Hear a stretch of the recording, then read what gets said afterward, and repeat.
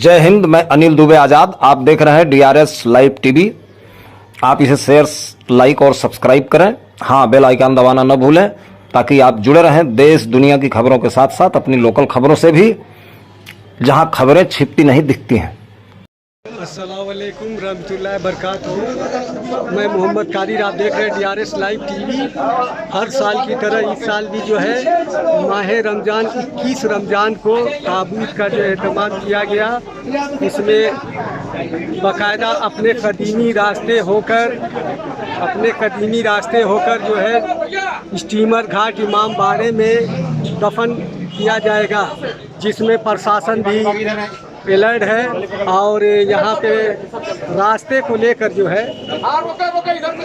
कम संख्या में लोगों को इधर से जाने के लिए जो है ये थोड़ा सा रास्ता कंजेस्टेड था।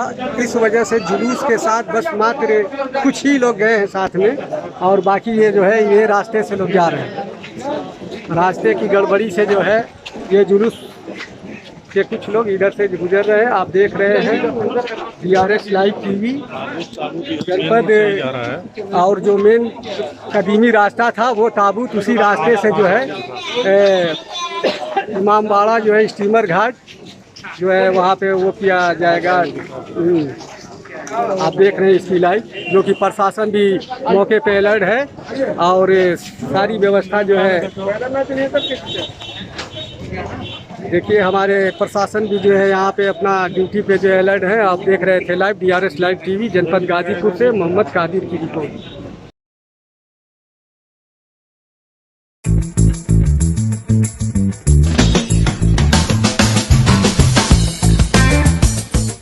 एक सूरत की डायमंड कंपनी होती है साहब, उनका हर साल का ये रहता है कि अपने कर्मचारियों को है ना वो 4 धाम जाने की तोहफा देते हैं, और हर साल उसके लिए लॉटरी निकाली जाती है। पहले साल जब लॉटरी निकलती है तो एक शैलेश करके आदमी होता है, पर है वो पूरा शराबी। वहाँ कंपनी का ऑप्शन क्या था कि आप या तो 4 धाम चले जाइए और नहीं जाना चाहते तो पैसे ले सकते हैं। स्टेज पे उसी की लॉटरी लगती है और शैलेश को बोलते हैं कि शैलेश भाई आपकी लॉटरी लगी है, चलना है केदारनाथ। उन्होंने बोला भैया अपना ऑप्शन है, पैसा दे दीजिए, मुझे कुछ नहीं जाना है। अब कंपनी का ऑप्शन था तो कंपनी ने दे दिया पैसा। सेकेंड ईयर वो की वही पोजीशन, लॉटरी लगती है। हजारों कर्मचारियों में सेकेंड टाइम भी कर्मचारी शैलेश का ही नंबर लगता है, और वो शैलेश को बोलते हैं हरीश भाई पटेल की इस बार तो चले जाओ। बोले मुझे कुछ नहीं जाना है, आपकी कंपनी की जो पॉलिसी है मुझे पैसे दे दीजिए, मुझे 4 धाम नहीं जाना है। अब वो तीसरी बार, अगले साल लोग पूरे कर्मचारी इंतजार कर रहे हैं कि भाई किसकी लॉटरी खुले। हजारों कर्मचारी बैठे और तीसरी बार भी लॉटरी खुलती है शैलेश की। दुनिया ताज्जुब कर जाती है। तब हरीश भाई बोलते हैं कि लगता है कि महादेव तुझे बुलाना चाहते हैं, तू पैसे भी ले ले और 4 धाम की यात्रा का टिकट भी ले ले, पर अभी तू चल। अब वो घर जाता है, दोस्तों से मिलता है और 4 धाम की तैयारी कर लेता है। गंगोत्री जाता है, यमुनोत्री जाता है, बद्रीनाथ जाता है और पहुंचता है केदारनाथ। महादेव के दर्शन करने के बाद 1-2 दिन वहाँ रुकता है और आनंद लेता है, और फिर उसका मन होता है कि 1-2 दिन में और रुक जाऊं। इतने में उसकी तबीयत बिगड़ जाती है और वहीं उसकी मृत्यु हो जाती है। तो उसका अंतिम संस्कार भी केदारनाथ के आसपास ही किया जाता है।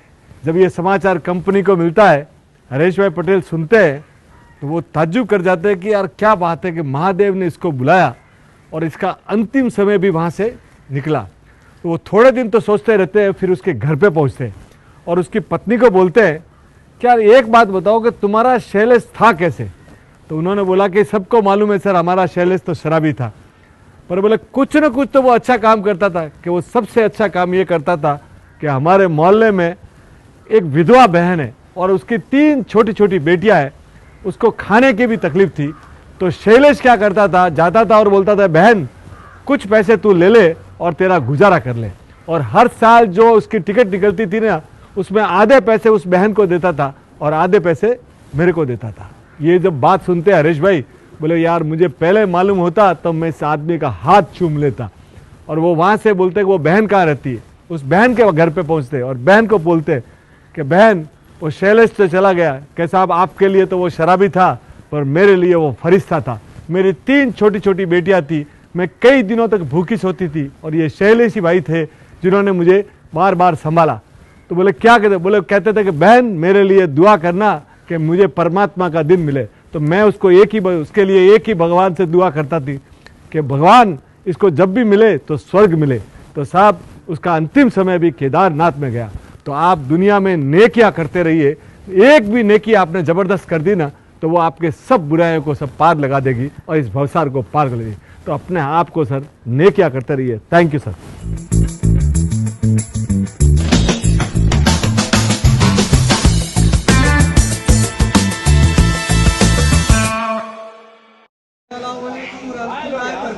मैं मोहम्मद कादिर, आप देख रहे हैं DRS लाइव टीवी जनपद गाजीपुर।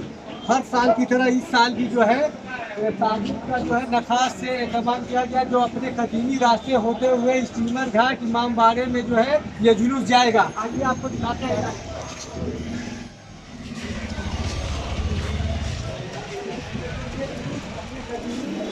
रास्ते होते हुए ये जाएगा जो है छोटे स्टीमर घाट इमाम बाड़े में।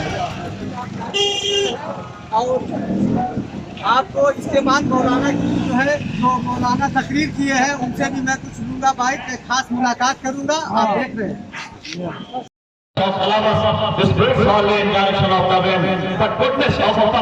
देख रहे हैं DRS लाइव टीवी जनपद गाजीपुर। फूल की खुशबू सिर्फ उधर से आती है जिधर से हवा आती है, लेकिन इंसान के किरदार की खुशबू हवा की भी मोहताज नहीं होती। इंसान के किरदार की खुशबू हवा की भी मोहताज नहीं होती।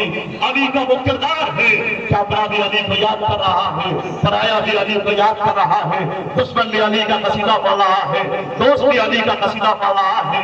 इब्न अब्बास ने क्या कहना उस अली का जिसने दो किबलों की तरफ नमाज पढ़ाई है, पढ़ी है, वलम याखुद सनमा, जिसने कभी भी दो पैर में सजदा नहीं किया।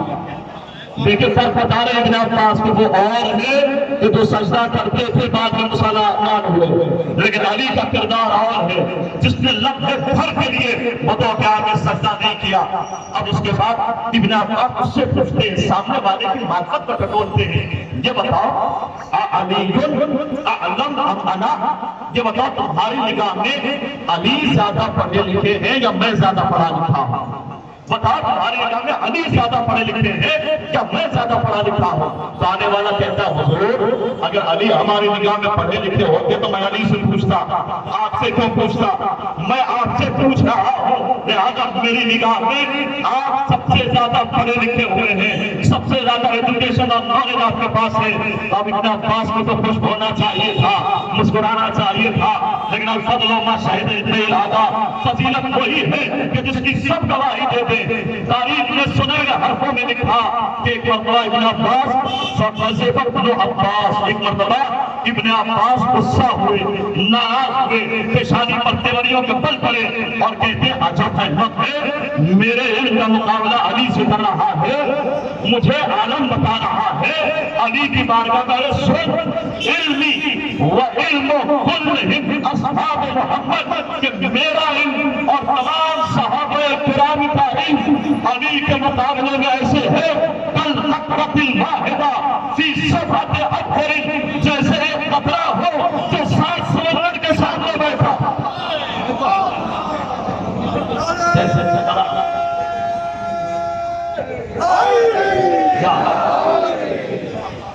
जैसे कतरा हो जो 7 समंदर के सामने बैठा हुआ हो, वक्त का भी बयान है। और आगे बड़ी अजीज़ान ईमान जनाब मुहिमुद्दीन तबरी अपनी किताब में फरमाते हैं, उठाइए लिखते हैं वो कि जाहू आराबियान के दूसरे खलीफा साहब का जमाना है, 2 आराबी हुजूर की खिदमत में आए और आने के बाद कहते हैं हम दोनों के दरमियान फैसला कीजिए, बताइए कौन सही है और कौन गलत है, फैसला कीजिए। तो एक मरतबा दूसरे खलीफा साहब ने, आप देख रहे थे DRS लाइव टीवी गाजीपुर से मोहम्मद कादिर की रिपोर्ट। आप देख रहे हैं DRS लाइव टीवी जनपद गाजीपुर नखास चौराहा।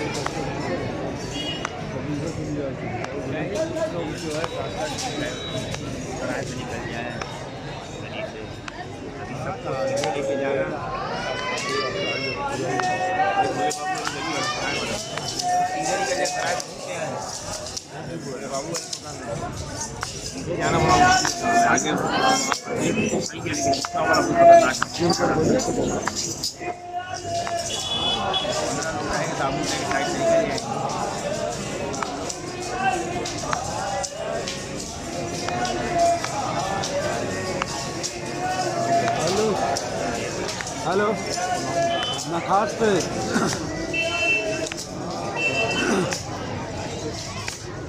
संजय को दिखा देना 7 बजे चलिए भैया ठीक आगे बढ़ाइए।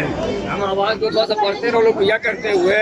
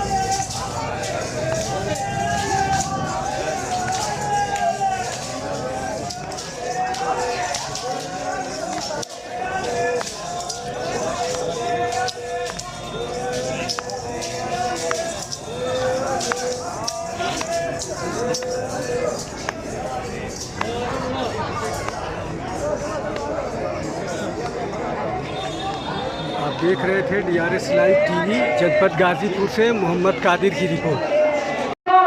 मैं तुम्हें कातिल दिखाता हूँ जिसकी हुकूमत का अंदाज ये है कि जब वो खून में नहाया हुआ था उसपे शहर के बुझी हुई तलवार का जख्म लगाया गया। तो घर के जब लाया गया तो अली ने जर्राह को बुलवाया। हसन जर्राह डॉक्टर हकीम को लेकर के आए। मेरी तरफ देखिए तो आखिरी कैसे का पैगाम है। जब घर में लाया गया तो उसने देखा और हसन की तरफ देखने का मौला ये जख्म बहुत गहरा है और शहर का असर बहुत है। तो फिर इसका इलाज क्या है कि अली को अगर दूध मिल जाए तो दूध से शहर का असर कम हो जाएगा। सुन रहे आप मैंने क्या कहा? दूध अगर मिल जाए तो शहर का असर कम हो जाएगा। मेरी तरफ देखना, जैसे ये खबर कूफे की गलियों में फिरी कि अली को शहर से बुझी हुई तलवार लगाई गई है, हकीम और जर्राह ने ये कहा है अली को दूध मिल जाए तो शहर का असर कम हो जाए। खुदा की कसम तारीख ने मंजर पेश किया है, कूफे के यतीम छोटे छोटे बच्चे अपने हिस्से का दूध लिए हुए अली के दर पे खड़े थे और आवाज देते थे मेरे हिस्से का दूध अली को दे दो, अली को दे दो ताकि मेरा ये मोहसिन बच जाए, ये अली बच जाए। दुनिया वालों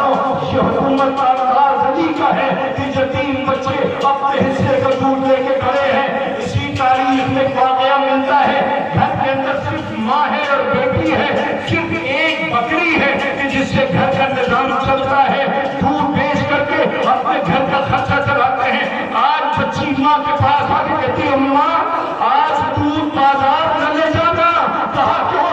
ये दूध अली को लेके जाओगे, अली जख्मी है।